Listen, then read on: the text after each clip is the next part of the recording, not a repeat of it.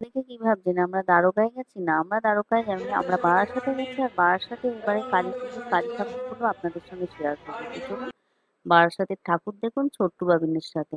তো এবারের বারাসাতে কিন্তু আমাদের সব থেকে যেটা বেস্ট লেগেছে, বারাসাতে দ্বারকা যেটা বানিয়েছিল ওটা কিন্তু খুব সুন্দর হয়েছিল।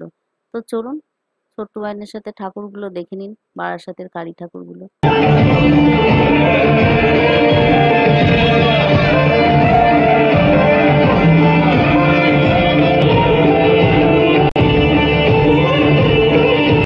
সুষ্ঠু পরিবেশের পোশাক তৎপরতায় আরো ভালোভাবে আমরা আপনাদেরকে আমাদের মাতৃমণ্ডপ এবং মাতৃপ্রতি সেরা সেরা সম্মাননায় ভূষিত হয়েছি।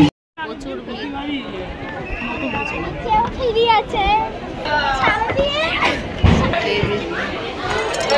মায়াপুর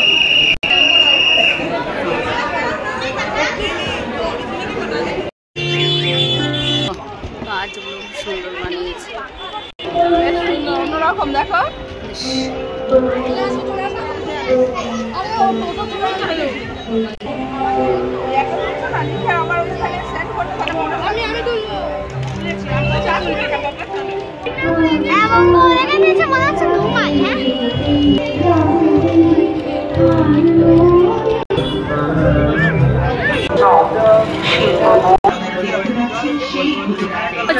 সিংহজিকে দেখুন দ্বারকায় ঢুকতে গেলে দ্বারকা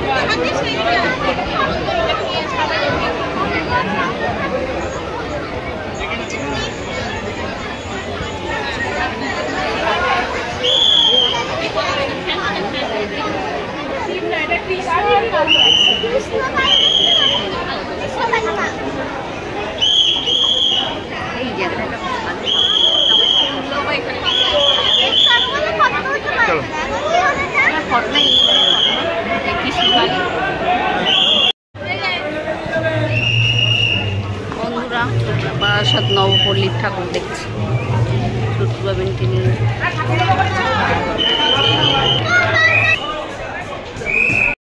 এতক্ষণ ধরে ঠাকুর দেখা হলো, এবার পছন্দের খাবার তো খেতেই হবে। ছোট্টু বাবিনের সব থেকে পছন্দের খাবার ফুচকা। এখানে এত কিছু, এই যে মেলার মধ্যে ঢুকেছিলাম ওখানে অত কিছু চড়ার জিনিস ছিল, ছোট্টু বাবিনের এসব পছন্দ না। ছোট্টু বাবিনের পছন্দ ফুচকা, তো ফুচকাই খেতে চলে এসেছি। আর এতক্ষণ ঠাকুর দেখার পরে ফুচকাটা কিন্তু দারুণ ছিল, দারুণ লাগছিল, বেশ খুব সুন্দর লাগছিল। আর বারাসাতের ঠাকুর মানেই তো প্রচুর ভিড়, তো গ্যাদারিং এর মধ্যে ঢুকে লাইন দিয়ে ঠাকুর দেখতে গিয়ে কষ্ট হয়ে গেছে। না, আইসক্রিম খেয়ে এখন শরীরটা ঠান্ডা করা হচ্ছে। আর ফুচকার পরে আইসক্রিম খেতে কিন্তু খুব সুন্দর লাগছিল বন্ধুরা, খুব ভালোও লাগছিল।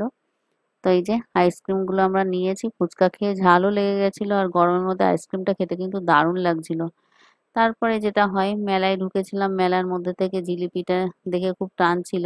আর এই জিলিপি খেতে কিন্তু দারুণ লাগে। কালী পুজো উপলক্ষে মেলা হচ্ছিল, তার মধ্যে ঢুকেছিলাম, সেখান থেকে এই যে জিলিপি নিয়ে বাড়ি ফিরেছিলাম। তো আমাদের বারাসাতে কালী পুজোর কালী ঠাকুরগুলো কেমন লাগলো বন্ধুরা?